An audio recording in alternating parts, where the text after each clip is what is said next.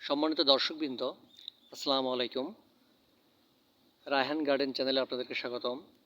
Welcome to Raihan garden. আজকে আপনাদেরকে দেখাবো আমি খুব সহজেই কিভাবে আমার ড্রাগন ছাদ বাগানটা গড়ে তুলেছি। চলুন তাহলে দেখা যাক।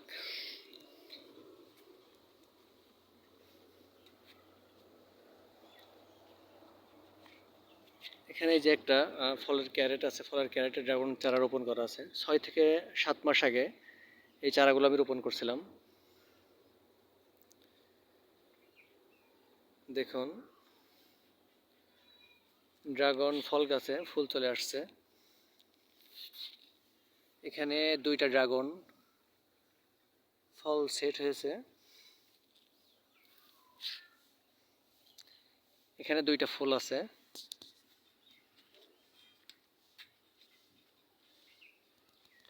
এখানে একটা ফুল,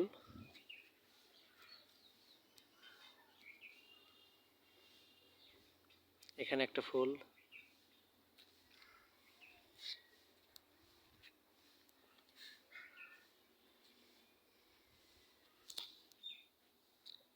এবার দেখাবো একটা পুরাতন বালতিতে। দেখুন, বালতিতে বেশি মাটি নাই, তারপরেও ড্রাগন ফল গাছটা কত সুন্দর বেড়ে উঠেছে এবং ফুলও হয়েছে। এই ফুলটা সম্ভবত আজকে রাত্রে ফুটবে।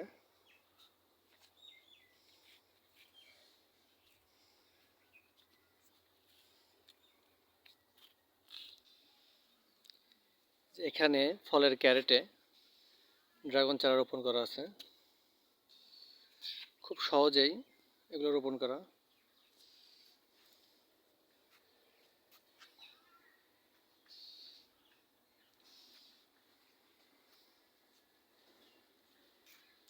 যেখানে আর একটা আছে।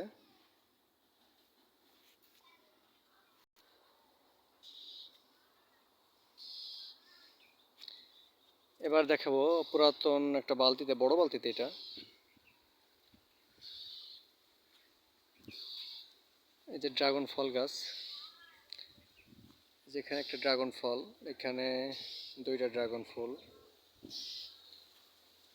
এখানে কিছু ফুল আছে, একটা ড্রাগন ফল। এটা একটা লোহার ক্ল্যাম্পে টায়ার সেট করা। এই আমার ড্রাগন ছাদ বাগান।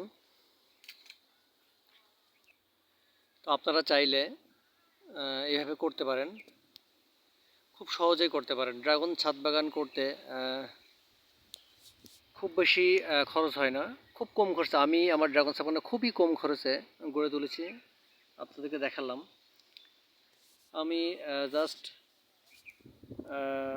মাটিটা প্রস্তুত করেছি ফলের ক্যারেটে। যেটা ফলের ক্যারেটে দেখলেন, এই যে এইটা, এটার মধ্যে আপনার গোবরের সার আছে, পুরাতন গোবরের সার, জৈব সার বলে তার, জৈব সার।